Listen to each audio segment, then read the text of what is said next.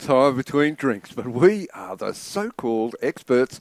I'm Phil Davis from the Washing Line, and I'm here on the deck with Rafe Griffin, aren't I? Where were you last week?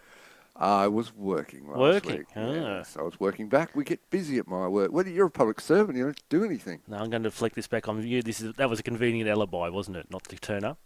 No, I like doing the podcast. I know you do. And we were missed. I had a message from Dom, who plays at St George Willawong, asking where we were and is the podcast coming back. So at least we know we've got one listener out there. I had two people who said, "Where's the podcast?" One of them, Charles. Hello, Charles. How are you, my friend? How's the mowing shop today? Hope it's going well. Welcome to the shout-out session. Welcome to the shout-out session. And somebody else, I can't remember, somebody else asked me, I think it was a coachy type person, but I can't remember. But yeah, no, we missed it last week. And that's the way things are with the podcast, because it's a bit erratic, not unlike ourselves. Not speak for yourself. We'll have to be doubly as good this week, though, then. Oh, well, we can't possibly do that. You can't double perfection, can you? Somebody asked me, I'm trying to remember, but Mal Stockwell listens as well. Yes, he does. He does. He told me he was laughing with his son. They were in fits of laughter last time we were listening to it.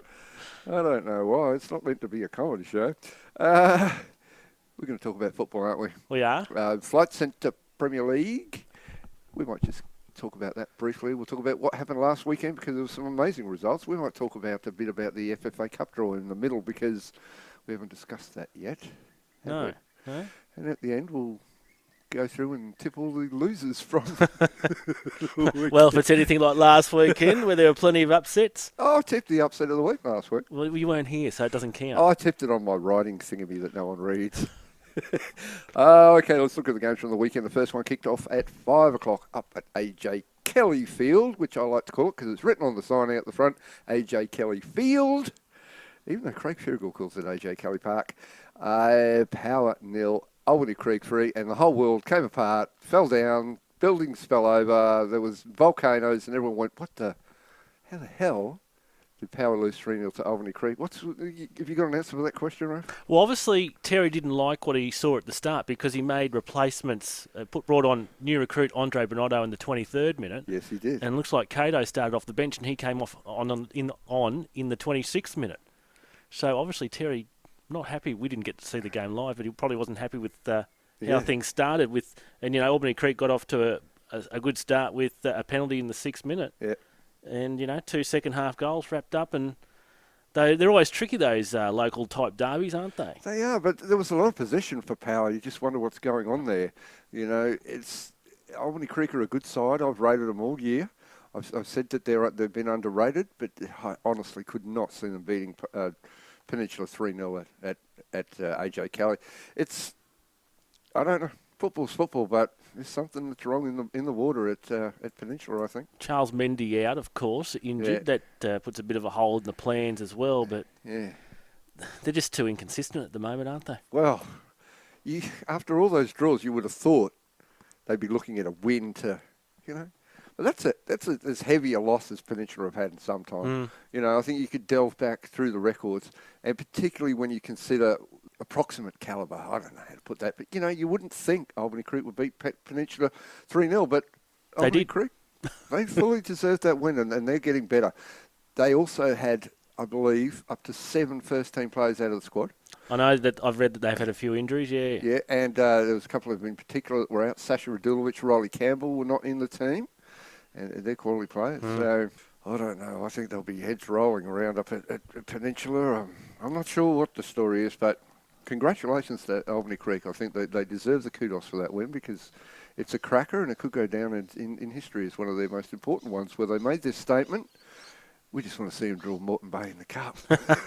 They're out of the cup, though. I know they're out of the cup. Next year. Yes. The next game was North Pine Sports Club 0, Mitchelton 5, and that's a really good result for Mitchelton because North Pine are not that far off the pace. Mitchelton just blasted away and Josh McVeigh got a hat-trick. Ben Njai got a goal. We have the curse. If you come onto the radio show, you don't score the next week. But that sets things up nicely for Mitchelton. He's defied that. Yeah, back to normal transmission down at, wasn't it Tarelba Park, but the Mustangs Yes. got 3 points. So they're second now, I believe. They are second, yeah. So, that was pretty much business as usual. Out of all the games this weekend, that was the one that I think most people would have picked the winner straight up. The next game was, there was lots of going on. I was on the phone to my mate Charles right at the end, and he was jumping around like a lunatic. Logan FC3, Capalaba Bulldogs 4.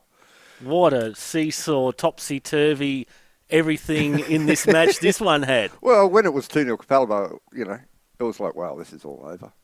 Count your winnings, this is... And Logan dragged himself back into it.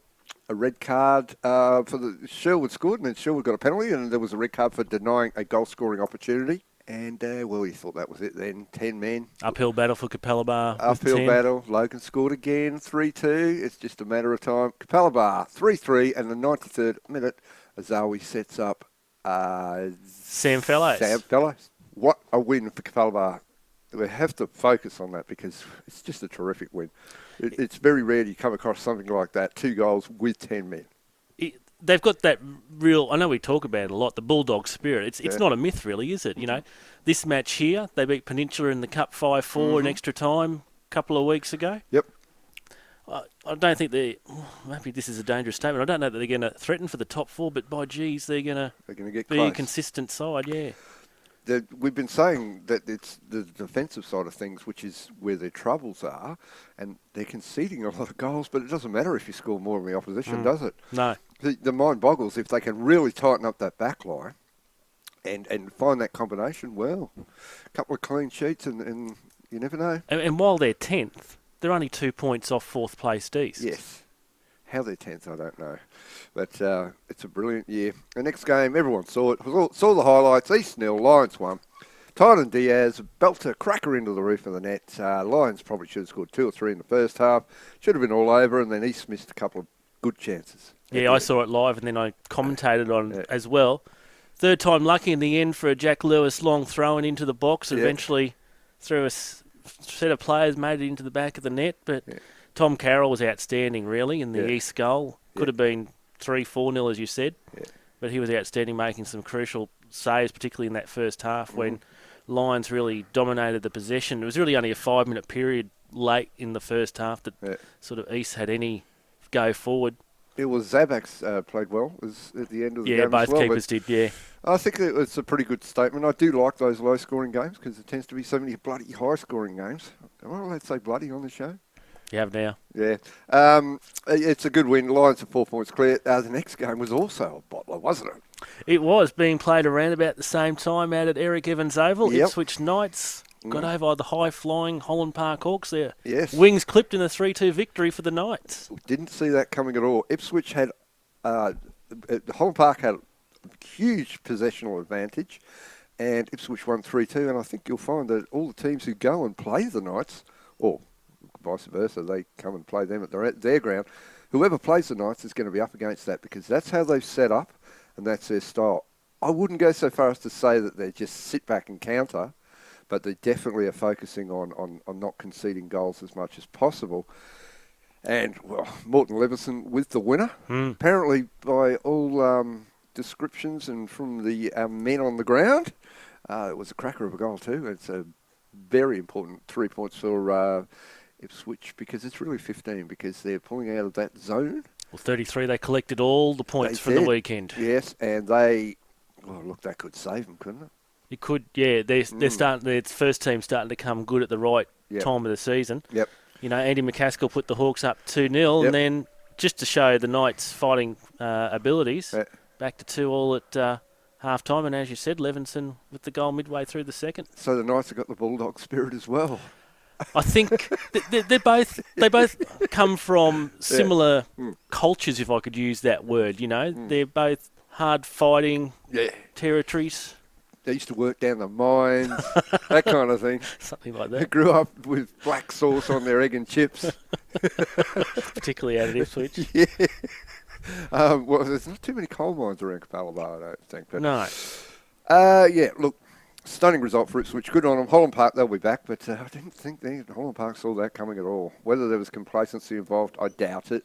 I think Ben Ryan gets his plays up for every game. But Now, the next game was really kind of run-of-the-mill. Rovers 2, UQFC 0. That's the scoreline I predicted, and the statistics suggest that it probably should have been more. I think UQFC are on the slide. And Yeah, it's unfortunate. yeah. We're seeing Logan and UQFC, Mm-hmm. who started off like a flash. Yes. Logan now in 9th, UQFC down in 11th, and that optimism we had at the start of the season that it was going to be a good year for UQFC, well, that unfortunately has quickly waned. Yes, well, UQFC have already lost to North Pine, and they're bottom, so yeah, not good. But look, Rovers 3 points. That's great because we need them up near the top to make it competitive. Especially since I said they were a super duper team a couple of weeks ago, and got a few messages from Scotty Mack saying, "Don't pick us up, don't pick us up." So the table is extraordinary at the moment. It is. Lions with a 4-point lead on top, Mm-hmm. and I know there's only been 8 games played, which is still a fair go, but it's really the fate is in the other team's hands, to try and knock other teams to knock Lions off to try and get them off that top perch. Yeah. Mitchelton in 2nd, and then 2-point gap back to Holland Park in 3rd, and as I said before, 4th down to 10th, just 2 points between them. Yep. Eastern Peninsula on 12, Albany Creek, Ipswich Knights, Rochedale all on 11, Logan Lightning and Capella on 10, and then UQFC on 7, North Pine on 6. Incredible. So mathematically, you couldn't rule UQFC or North Pine out of it at the moment, but... No, but you would. Well, not mathematically. Mathematically. But, yes.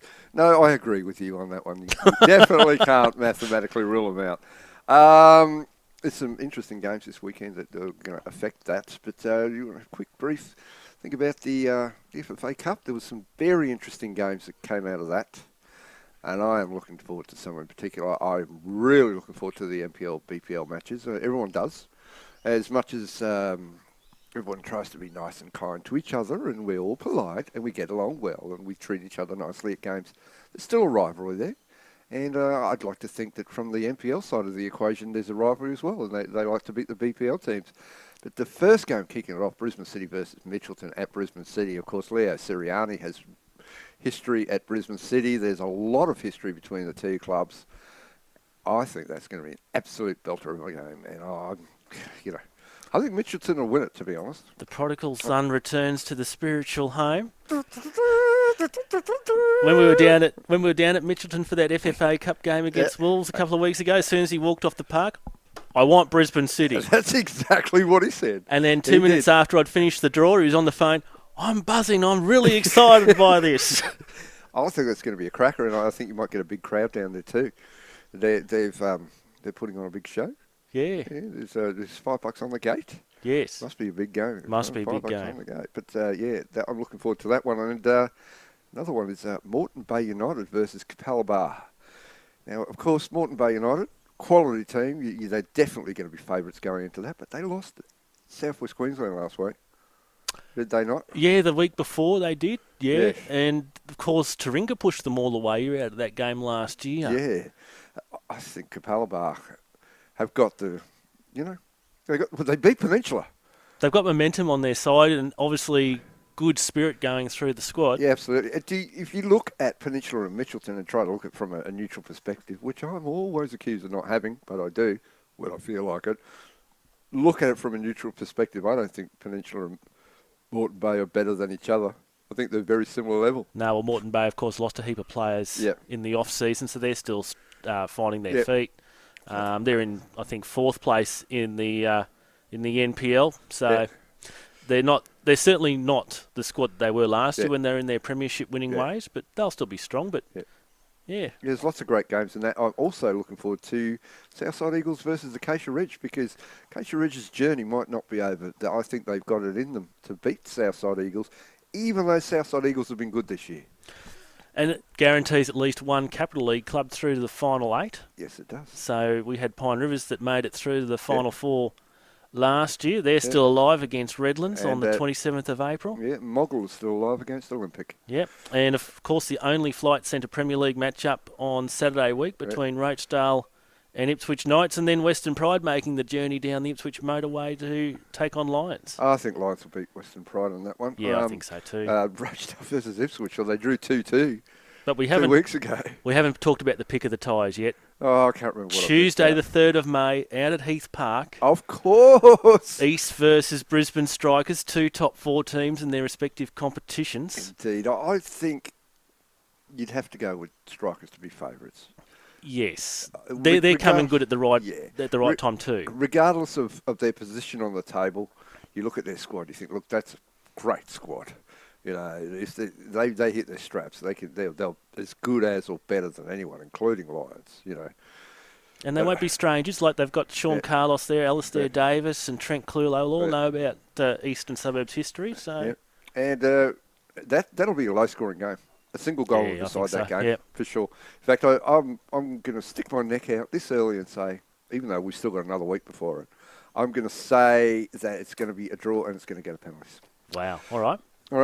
Well, that is the FFA Cup coming up. This weekend we have Flight Centre Premier League, and there are some more fantastic games. It's a great Flight Centre Premier League. I know I waffle on because that's what people like. They tell me, we like it when you waffle more, Phil. Who are they? Can I go and find them, please, and tell them not to say when that? You just talk absolute rubbish, and you we can hear Rafe rolling his eyes across the table. We love that most of all. We do. Let's kick it off then and have a look at the games coming up on the weekend. The first game is also at 5 o'clock at AJ Kelly Field, Peninsula Power versus Logan FC. Now, nobody wants to lose this one. No, it's an intriguing one, isn't it? It is an intriguing one.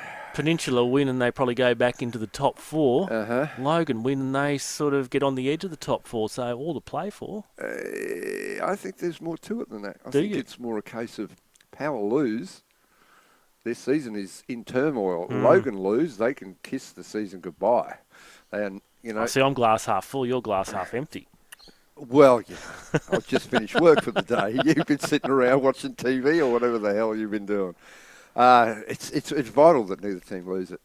So how that sets it up, I'm not entirely sure. But on paper, Peninsula would be the better side. Logan have got good players, but Logan are just in a hole, aren't they? Oh. They fell in the same hole last year, but it took them a lot longer. It's taken them earlier this year. But they're just, what can you do? What can you say? It's very, very difficult to be positive about a side that's lost 4, 5 on the trot. 5, I think. And they went down with 2 late goals against 10 men. Peninsula for me in that one. I can't Peninsula, go the other way. but I can't go with any confidence in that. Yeah, but I'm going for Peninsula. The next game will be at Mitchelton, and this should be a really exciting match because they also have history. It's Mitchelton Mustangs versus Albany Creek Excelsior. Not too far away from each other. I wouldn't really know how far away they are from each other. You would. 10 minutes or so? Yeah. No more than 10 minutes? Well, it depends what time of the day you're driving. It'll be all right at Saturday night at 6 o'clock. If it was right now, it's like an hour and 7 minutes on Google Maps. Oh, my God. I just Google mapped, actually. It's an hour to my place from here. It's 57 minutes on Google Maps. Shall I bring out the violins? Yes, if you could, that'd be lovely. Well, last week's result that Albany Creek had really tosses this one up in the air again, doesn't it? Well, I think there's plenty to play for because they really want to win it, but it does toss it up in the air. Mitchelton, I don't know. I really don't know. You would think that Albany Creek, but that's the beauty of it. Not be the favourites. Isn't it good that we don't have any idea Absolutely, that's what it's all about. That anything is open from week to week? Well, Mitchelton have a lot of game breakers, and I think that's important for them. They have a lot of players through their squad that can win a game, but they are a little bit topsy-turvy. They have their moments where they just don't switch on. Will they have one eye on Tuesday night? I think they will. I think they definitely will have one eye on Tuesday night. I think they've done that already, but I hope they come out of this game injury-free, suspension-free. I'm going to tip Albany Creek to win this. Yeah, based on what we've just said, I might do the same. I just think the last week's result and their improvement but it's with so many players out, could it go haywire? Could they bring those players back into the squad and then they're not as good as they were? That's the risk you run, isn't it? I'm going to tip Albany Creek anyway. I need an upset of the week. And that will be the one for me. Albany Creek to beat Mitchelton Mustangs. Rovers Roachdale are playing at North Pines Sports Club Incorporated, I believe. And they are playing at Roachdale Rovers. That'll be on Saturday night. I'm guessing it'll be about 6:30, 7 o'clock. Yep. 6:30. Rochdale Rovers, well, they're in a little bit of they haven't lost for a while. The last time they lost heavily to Eastern Suburbs, 3-0. Since then, they've had a draw and a win, and they're looking pretty good. They've got all their players back. They've got Michael Baird back in the middle. Crucial. Some quality players through that squad. Paul Mooney and Scott Sargent. And this goes on. Actually, Seiji Shizuno is a player that's gone under the radar quite a bit, and I've seen him a couple of times over the last month, and both times he's been very good. I would suggest he's having the best season that I've seen him. Good. Yeah. North Pine, well, Well, they got hammered last week, didn't they? Mm. I mean, I know they beat UQ the week before, and Craig Parker, the veteran, scored a goal. It was all, the winning goal, and it was all great for him, and that's great. But I didn't like the sign of that 5-0 defeat because I don't like it when teams capitulate with a clean sheet like that. They've shipped 27 goals in 8 games. Yeah, look, that's their problem, the defensively shipping team. They score a few. But Yeah, they've scored 13, which is, they're not too far behind some of the... Peninsula have scored 13, so there you go. Well, that's terrible then. Well, someone just hit me a bolt of lightning there. I think that was Craig Ferrigal. Look, I don't think anyone that's right mind was going to tip anything except Rochdale there. No, I'm in my right mind. So I've heard. The next game is this is a bit of a derby as well, isn't it? Yeah. Capalaba Bulldogs versus Eastern Suburbs. Jeff Herford's an East End Capalaba boy, and they've got a solid history, and this is another game that's going to, They have the traditional pink day with this, but it's usually at East, isn't it? Yeah, close allies after the flooding events in the last few years that they've had. Yeah. Wow. I know, it's tough. Here's another one that's wide open that, on paper you'd figure East would do it comfortably. Mm-hmm. But this game isn't played on paper. It isn't played on paper, it's played on grass, or sometimes it's played on plastic.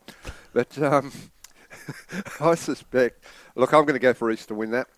I really do have a soft spot. Well, I like both clubs, but I have a real soft spot for Capalaba because I like the way they're going about things and shaking things up. But I think East. But East are playing on the Wednesday in the Cup, aren't they? Or is it the week after? The week after. What about Capalaba? Capalaba play the Wednesday after that. Oh, there you go. So they're still a couple of weeks off. But how long's this FFA Cup thing going? Oh, come on, it's the magic of the Cup, Phil. Stay up with it. God. But you talked about if Peninsula lose on the weekend, they start losing touch. Well, if East lose on the weekend, yes, they've lost touch with Lions then, really. Yeah. So, East. I'll go East. Yeah, I'm going to go East. It should be a tight one. Yep, I'm going to go East. But if you, it's a really close one. That's one of those games that if you're a betting man, you'd be avoiding like the plague, I would suggest. Lions versus Knights. Ipswich Knights are a good side, as we know. They're playing great. They're defensively very good. They've got some quality players. Levinson, Emmanuel Peter's been great. If this game was played 6 weeks ago, we would have gone pretty easy Lions victory. Yeah, 10-0 Lions, but 10-0. 12-0 then. But look, I still don't think as good as they've gone. Yeah. If they beat Lions, that will be the shock result of the season for anyone. I can't see doing that. But I think Lions should win, but. As I said, I think they'll be pretty competitive, I think. I think the odd goal for Lions there. And the last game of the weekend, which is becoming a bit of a downer because it's on it's not actually, sorry. It's Holland Park Hawks versus UQFC. That must be on Saturday. No, it's on Sunday at 4:15. Oh. We learnt last week that every team must play a certain amount of Sunday games. What's on next Sunday at 5 o'clock, my friend? This Sunday at 5 o'clock is the Brisbane Roar versus the Western Sydney Wanderers. I'd like to suggest that Holland Park Hawks versus UQFC might be moved because they've done that in the past. I don't think it's happening this week because it's an away game. But what? You're going to move both games? I'm not going to move the Raw game. I'm not that powerful. No, the Lions game as well. Well, I don't know. I would personally move it. What I don't think we've heard anything about it, so you're going to have to pick and choose, Phil. Well, I don't think that they should be allowed to watch it on the TV. All right. Well, okay. It's going to be on Sunday at Holland Park Hawks. I won't be there watching the Raw. The next day's public holiday. They can play it on Monday. Well, you ring up Lions and ring up Holland Park and get them to shift it to the Monday because you are powerful. All right, hang on. He's actually gone to the phone, ladies and gentlemen. But anyway, so while he does that, Holland Park should win this one comfortably. against UQFC for the reasons that we've previously discussed through this podcast. Battery flat. Holland Park Hawks versus UQFC. There's no way on earth UQFC are going to beat Holland Park. Oh, they're famous last words. What happens? I might switch to UQFC after that. No, there's no chance in hell that UQFC will beat Holland Park. Holland Park, they have had some patchy results from time to time, but they're not going to lose 2 in a row, and they are not going to lose this week to UQFC. I'll put a marker on that just in case. So there you go, ladies and gentlemen. There's lots of football on this weekend. There's also, of course, tons and tons of Capital League. I would love to follow the Capital League for you on the podcast a bit closer, but we just... Taringa had their first loss last week. Yes, they did. Taringa lost to Brisbane Knights. Yeah. Mount Gravatt picked up their first point, right. 2-2 against Southside Eagles. Terrific round it was in Capital League 1. There's a few teams that are doomed already. We saw a good game in Capital League 4 on the highlight show. Indeed, Sanford and Caboolture. Yep. And there's lots going on through there. It's a good thing in the Capital Leagues is that teams get a roll on. And, you know, Acacia Ridge is the perfect example. Well, I was about to say that the pick of the game is probably from Capital 2 this week. Acacia Ridge hosting the Gap. Oh, yeah, that will be an absolute That will be a good... What time's that on? That is on 5 p.m. on Saturday. Acacia Ridge hosting the Gap? Yep. They don't have lights. They're playing at 5 o'clock on Saturday, according to this, the top 2 teams. Well, that's interesting. Okay. They're going to have a big advantage playing in the dark. Have the headlights around the field. Well, they do have lights. Well, even New Farm's playing at 4:30 in the afternoon. We've totally digressed here. Yeah, but they don't have lights at all, do they? Well, lots of battery power going on around the fields this weekend. Okay, well, fair enough. But yeah, Acacia Ridge versus the Gap. I might get out and watch that, to be honest. I'm not sure where I'm meant to. Oh, no, I'm going to Mitchelton. So I will not do that. I'll be at Mitchelton, so looking forward to it. We are Phil Davis, and you are Rafe Griffin. I am. And that's it for the week. We'll talk to you. Well, we won't talk to them, will we? You can listen to us next week. Well, if Phil rocks up next week, we'll be back. Yes. See you later, everyone. Bye.